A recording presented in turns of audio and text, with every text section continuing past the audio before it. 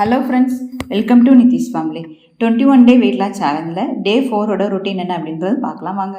காலையில் எழுந்திரிச்சனே ஆம்லா ஜூஸ் குடிச்சு அடுத்த ஒரு அரை மணி நேரம் கழிச்சு ஆரஞ்சு பழம் தான் ஜூஸாக எடுத்து குடிக்க ஆரம்பிச்சிட்டேன். காலையில் ரொட்டீன் அப்படின்றது எப்பவுமே கிளாஸ்க்கு எழுந்திருப்பேன் 5 மணிக்கு. அதனால் கிளாஸ் முடிக்கும் போதே நான் 1 ஹவர் வாட்டர் பாட்டிலில் தண்ணியை ஃபினிஷ் பண்ணி விடுவேன். அதுக்கப்புறம் ஆம்லா ஜூஸ் குடிக்கிறதும் சரி, ஆம்லா ஜூஸ் குடிச்சு ஒரு அரை மணி நேரம் கழிச்சு ஒரு 8 மணி இருக்கும். நான் 8 மணிக்கு எடுத்துக்கிட்டது அப்படின்றது ஆரஞ்சு பழம் தான் நான் ஜூஸாக எடுத்து குடிச்சிட்டேன். கொஞ்சம் எடிட்டிங் வேலை இருந்ததுனால ஜூஸ் எடுத்து குடிச்சிட்டு எடிட் பண்ணிட்டு தான் இருந்தேன். காலையில் இன்றைக்கி வந்து எக்ஸசைஸ் அப்படின்றது 8 மணிக்குள்ளே எப்பயும் பண்ணுவேன். இன்றைக்கி பண்ண முடியல. எக்ஸசைஸ் கிளாஸ் முடிச்சோன்னே 11:45 நான் எக்ஸசைஸ் பண்ண ஸ்டார்ட் பண்ண ஆரம்பிச்சிட்டேன். ஸோ இன்றைக்கி வந்து leg and upper body work out 2 mingle பண்ணி பண்ணுறேன். ஏன்னா ஈவினிங் கொஞ்சம் வெளியே போகிறது இருக்கனால ஈவினிங் எக்ஸசைஸ் எடுத்து பகல்லே பண்ணிடலாம் அப்படின்ட்டு தான் ஒரு 1.5 hours கிட்ட எக்ஸசைஸ் பண்ணேன். ஸோ எக்ஸசைஸ் பண்ணும்போது நான் இன்றைக்கி வீக்காக ஃபீல் பண்ணுறேன் அப்படின்னா நான் எக்ஸசைஸ் கவுண்ட்டையும் சரி ஸ்பீடையும் சரி கொஞ்சம் மீடியமாக பண்ணுவேன். நிறையா செட்டு 3 செட்டு அந்த மாதிரிலாம் பண்ண மாட்டேன். இப்போ நான் நல்லா பிரிஸ்காக ஃபீல் பண்ணுறேன், எனக்கு உடம்பு லேஸாக ஃபீல் பண்ணுறேன் அன்றைக்கி அப்படின்னா, டயர்ட் ஆகலை அப்படின்னா அப்போ எக்ஸசைஸ் கவுண்ட்டையும் சரி ஸ்பீடையும் சரி அது மாதிரி செட்டையும் ரெண்டு செட்டு பண்ணுற இடத்துல 3 செட்டு பண்ணுவேன். 20 கவுண்ட் பண்ணுற இடத்துல 30 கவுண்ட் பண்ணி எக்ஸசைஸ் வந்து ஸ்பீடை நல்லா இன்க்ரீஸ் பண்ணி நல்லா ஃபாஸ்ட்டாகவே பண்ணுவேன். நம்மளோட பாடி ஒவ்வொரு நாளும் மாறும், அதுக்கு தகுந்த மாதிரி நீங்கள் எக்ஸசைஸ் வந்து பண்ணுங்கள். நான் எல்லா நாளும் ஒன்று போல் ஒரே ஸ்பீடில் பண்ணுவேன் அப்படின்றது பண்ணாதீங்க.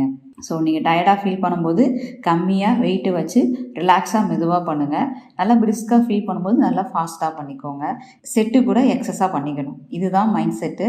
ஸோ இதுதான் உங்கள் பாடிக்கு வந்து நம்ம மசில்ஸ்க்கு கொடுக்குற ரெக்கவர் அப்படின்றது ரொம்ப முக்கியம். கண்டிப்பாக நம்ம மசில்ஸ்க்கு ரெக்கவர் வேணும். அதனால் எல்லா நாளும் ஒன்று போல் பண்ணாதீங்க. எக்ஸசைஸ் முடிச்சுட்டு நல்ல பசி 45 நிமிஷம் கழித்து நான் வந்து சாப்பிட வந்துட்டேன். சாப்பாடு அப்படின்ற போது மத்தியான சாப்பாடு 2 எக் ஒயிட்டு 1 முழு முட்டை அதை ஆம்லேட்டாக எடுத்துட்டேன். அதுக்கப்புறம் பாவக்காய் வந்து ஒரு 6 பீஸ் இருக்க மாதிரி எடுத்துருக்கேன். புடலங்காய் பொரியல் பாசிப்பருப்பு போட்டு இது வந்து ஒரு 75 கிராம் தான் இருந்தது. வெண்டைக்காய் பொரியல் வந்து 50 கிராம். வெண்டைக்காய் குழம்பு மாதிரி இருந்தது, அதில் நான் வெண்டைக்காய் மட்டும் எடுத்துக்கிட்டேன். அது வந்து 50 கிராம் இருக்க அளவுக்கு நான் எடுத்துக்கிட்டேன். ஸோ மத்தியான சாப்பாடு இது தான். ரொம்ப பசி எடுத்து சாப்பிடும்போது நம்ம பண்ணுற தப்பு என்ன அப்படின்னா கிளுக்குன்னு வேகமாக முழுங்கிடுவோம், நல்லா மென்று சாப்பிட மாட்டோம். என்னதான் பசி இருந்தாலும் நல்லா மெதுவாக மென்று சாப்பிடுங்க. அது வந்து நம்ம செரிமானத்துக்கு பிரச்சனை கொண்டு வராமல் சாப்பிட்ட சாப்பாடும் சீக்கிரமாகவும் செரிமானமாக ஆகும். சாயந்தரம் ஒரு 4 மணி இருக்கும். நிதிஷ் வந்து கப் கேக் செய்யலாமா அப்படின்னா சரி நாங்கள் வீட்டில் தான் கோதுமை வச்சு செஞ்சு பார்த்தோம். நல்லா சாஃப்டாக நல்லா வந்திருந்தது. ஏதாவது நிதிஷ் வந்து ஓடிஜியில் ட்ரை பண்ண சொல்லிக்கிட்டே இருப்பான். ஸோ அப்படி செஞ்சதான் கப் கேக். இதுதான் ஃபஸ்ட் டைம் நாங்கள் பண்ணது. நல்லா பர்ஃபெக்டாக வந்துருந்தது, நல்லா சாஃப்டாகவும் நல்லா இருந்தது. ஸோ நான் வந்து ஸ்நாக்ஸாக ஈவினிங்கில் 4 மணிக்கு எடுத்துக்கிட்டது கப் கேக் தான் எடுத்துக்கிட்டான். நிதிஷ் வந்து கப் கேக் மேலே சாக்லேட் வச்சு எடுத்துக்கிட்டான். நான் வந்து வேர்க்கடலை வச்சு எனக்கு எடுக்க சொன்னேன். வேர்க்கடலை போட்டுக்கூடா அப்படின்னு சரின்னு வேர்க்கடலை போட்டு மைல்டாக தான் சாக்லேட் வச்சுருந்தேன், ரொம்ப சாக்லேட் வைக்கல. வீட்டில் செஞ்சதான். கொக்கோ பவுடர் போட்டதுனால அது பிளாக்காக தெரியுது. நாட்டு சக்கரை போட்டு பண்ணதுனால ஸ்வீட்டும் மைல்டாக தான் இருந்தது. கரெக்டாக இருந்தது செஞ்சது. ஈவினிங் ஸ்நாக்ஸாக வீட்டில் செஞ்ச கப் கேக் தான் ஒன்று எடுத்துக்கிட்டேன். கொஞ்சம் வெளியே போக வேலை இருந்ததுனால வெளியே போயிட்டு அங்கேயே வெளியில் சாப்பிட்ற மாதிரி ஆயிடுச்சு. ஸோ சாப்பாடு ஒரு 6 to 7 மணிக்கு எடுத்துக்கிட்டேன். முட்டை தோசை 1 தோசை வாங்கிக்கிட்டேன். அதுக்கப்புறம் பொடி மாஸ் நல்லா இருந்தது. எண்ணெய் கொஞ்சம் கம்மியாக ஊற்ற சொன்னதுனால எண்ணெயே இல்லாமல் வெங்காயம் பெரிய வெங்காயம் நல்லா நிறையா போட்டு 1 முட்டை போட்டு எனக்கு முட்டை பொடி மாஸ் மாதிரி செஞ்சு கொடுத்தாங்க. ஒரு முட்டை தோசை சாப்பிட்டான்.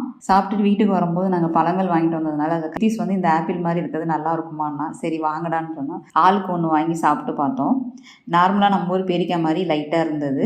எந்த விதமான டேஸ்ட்டும் எனக்கு தெரில. ஆனால் நைட்டு கடைசியாக ஃபினிஷ் பண்ணுறது இந்த பழத்தோடு தான் ஃபினிஷ் பண்ணிட்டோம். டே 4 வெயிட்டு வந்து 60-300 இருக்குது. எக்ஸசைஸ் வந்து காலையில் leg and upper body mingle பண்ணி பண்ணால். தண்ணி வந்து மார்னிங்கில் 2 லிட்டருன்னா சாயந்தரம் 2 லிட்ரு. No seat meal.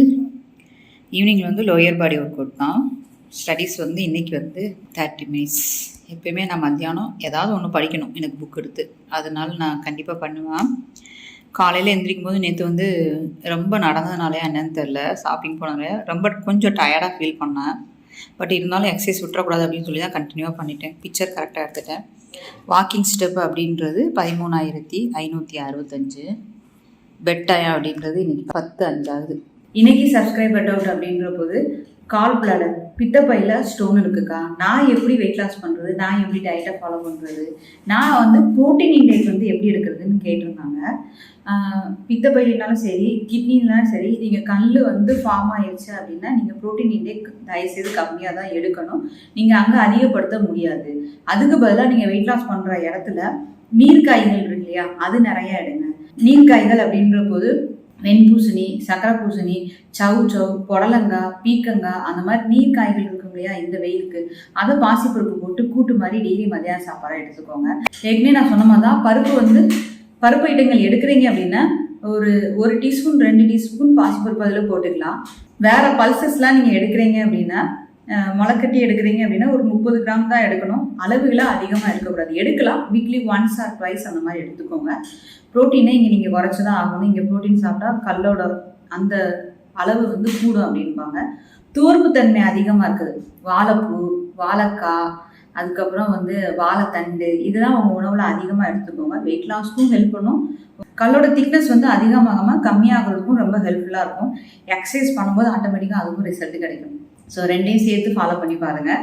கிட்னிலையும் பித்தப்பையிலையும் கல் இருக்கும்போது நம்ம ப்ரோட்டீன் இன்டேக் அப்படின்றது கம்மி பண்ணி தான் ஆகணும். கண்டிப்பாக ப்ரோட்டீன் இன்டேக் அது ஹெல்த்தியான ஃபுட்டாக இருந்தாலும் சரி. இப்போ சிக்கனுமே ஹெல்த்தி தான், பட் குக்கிங் மெத்தட் தான் அதில் ரொம்ப முக்கியம். 65 மாதிரி சாப்பிட்டீங்கன்னா கண்டிப்பாக எல்லா பிரச்சனையும் வரும். அதை நம்ம வீட்டில் மைல்டாக எண்ணெய் ஊற்றி குக் பண்ணி சாப்பிடும்போது சிக்கன் நம்மளுக்கு பாதிப்புகள் அப்படின்னு இருக்காது. மாதத்தில் 2 தடவை, வாரத்தில் 1 நாள் அந்த மாதிரி நீங்கள் எக்ஸசைஸ் பண்ணுறீங்க, ஹெவியாக ஸ்ட்ரென்த் ட்ரைனிங் பண்ணுறீங்க எடுத்துக்கலாம். பட் இந்த மாதிரி ஸ்டோன் இருக்கவங்க எடுக்காதீங்க. சிக்கன் சார்ந்த உணவுகள் எதுவுமே எடுக்காதீங்க. உங்களுக்கு ரிசல்ட் சீக்கிரமாக கிடைக்கும். நீங்கள் பிளாக் காஃபி எப்படிக்கா போடுறீங்கன்னு கேட்டிருந்தீங்க. நிறைய பேர் காமிங்க அப்படின்னீங்க. நான் மிஷின் தான் வச்சுருக்கேன். எனக்கு நிதிஷப்பா கிஃப்ட் பண்ண மிஷின் அது ஸோ அதில் தான் காலையில் சாயந்தரம் பிளாக் காஃபி போட்டு குடிக்கிறேன். அதனால தான் பார்க்க திக்காக தெரியுது. நார்மலாக வெயிட் லாஸ்க்கு பிளாக் காஃபி போடுறது எப்படி அப்படின்றது கண்டிப்பாக நான் நெக்ஸ்ட் டே போட்டு காமிக்கிறேன் உங்களுக்கு. வெயிட் லாஸில் எப்படி பிளாக் காஃபி எடுத்துக்கணும் அப்படின்றது. ஸோ எனக்கு அது மிஷின் தாங்க. ஜஸ்ட்டு பொடி போட்டால் தண்ணி சூடாக இருக்கும், நல்லாயிருக்கும் டக்குன்னு. வெயிட் லாஸில் கான்ஸ்டிபேஷன் ப்ராப்ளம் அதிகமாக இருக்குக்கா, காலையில் மோஷன் போகவே கஷ்டமாக இருக்குது அப்படின்றவங்க தண்ணியோட இன்டேக்கை நிறையா எடுத்துக்கோங்க. 2வது மோர் எடுங்க. இந்த வெயில் காலத்தில் என்னால் தண்ணி 2-3 லிட்டருக்கு மேலே குடிக்க முடியல அப்படின்றவங்க மோராக எடுத்துக்கோங்க. காலையில் சாப்பாட்டுக்கும் மத்தியான சாப்பாட்டுக்கும் ஊடால 1 லிட்டர் மோர் எடுத்துக்கிறது. மத்தியான சாப்பாட்டுக்கும் ராத்திரி சாப்பாட்டுக்கும் ஊடால 1 லிட்டர் மோர். 1 லிட்டர் மோர் அப்படின்றது 100 கிராம் தயிர்னா 3/4 லிட்டர் தண்ணி இருக்கணும். அதுதான் மோர். அதில் நீங்கள் கொஞ்சமாக உப்பு, கொஞ்சம் மிளகுத்தூள் போடுறது, கொத்தமல்லி இலை, இஞ்சி அந்த மாதிரி போட்டு கூட நீங்கள் எடுத்துக்கலாம். மோராக எடுக்கும்போது உங்களுக்கு கான்ஸ்டிபேஷன் ப்ராப்ளம் இருக்காது. வெயிட் லாஸில் ஏன் இந்த பிரச்சனை வருதுன்னா, நம்ம ப்ரோட்டீன் அதிகமாக இருக்கும்போது சில சமயம் இந்த மாதிரி ஆகும். அந்த சமயத்தில் ப்ரோட்டீனுக்கு ஈக்குவலாக நீங்கள் ஃபைபரும் எடுத்து ஆகணும். காய்கறிகள், பழங்கள் ஈக்குவலாக எடுத்தீங்க அப்படின்னா கண்டிப்பாக அந்த மோஷன் பிரச்சனை வராது. இப்போ நான் 1 கப்பு ப்ரோட்டீன் எடுக்கிறேன்னா நீங்கள் 2 கப்பு காய்கறி எடுங்க. அது 3 கப்பு சேர்ந்து சாப்பிடும்போது கண்டிப்பாக உங்களுக்கு மோஷன் பிரச்சனை வராது. இல்லை எனக்கு ரொம்ப அந்த மாதிரி இருக்குன்னா காலையில் எழுந்திரிச்சு எக்ஸசைஸ் பண்ணி முடிச்சுட்டு வீட்டுக்கு 1 லிட்டர் தண்ணி அப்படியே கொஞ்சம் கொஞ்சமாக குடிச்சிட்டே இருங்க. காலையில் எவ்வளோ அதிகமாக தண்ணி குடிக்கணும் அவ்வளோ அதிகமாக தண்ணி குடிங்க.